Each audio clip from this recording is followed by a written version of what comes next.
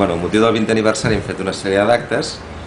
i pensem que al Casal de Joves hi ha d'haver activitats, hi ha d'haver espais de reflexió, de pensar què estem fent i qui som com a joves i com a casal. I dintre d'aquest marc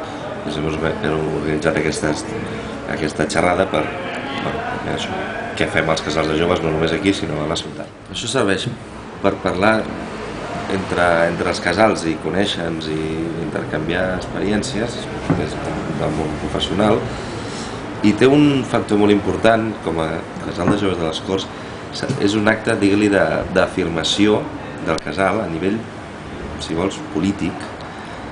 per la tipologia de gent que ha vingut, que no és molt nombrosa però és significativa, i per on arriba això és una mica de l'afirmació de dir, al casal de joves estem aquí i teniu-nos en compte.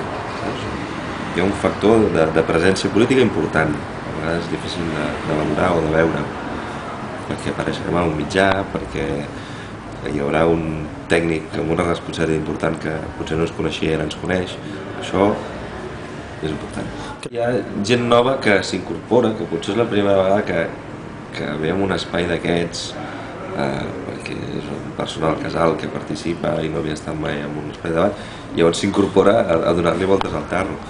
Tot el que sigui pensar ha de ser bo per créixer, fixa i que es pugui ser itinerant. I la valoració general és que per iniciativa de gent del casal,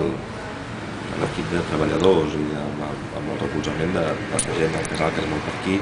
hem fet una sèrie de coses que hem hagut de lluitar bastant per fer-les. És a dir, pensem que des de l'Ajuntament, des del districte, se'ns havia donat molt bé recolzament perquè han de ser ells els principals interessats en celebrar això i donar a conèixer que estem fent una bona feina, i ho hem fet perquè hem batallat i ens hem tret les garrofes d'on hem pogut i això. Llàstima perquè podíem haver fet una celebració bastant més gran i està molt bé el que hem fet, però ho hem fet perquè hem volgut, ningú ens ho ha demanat.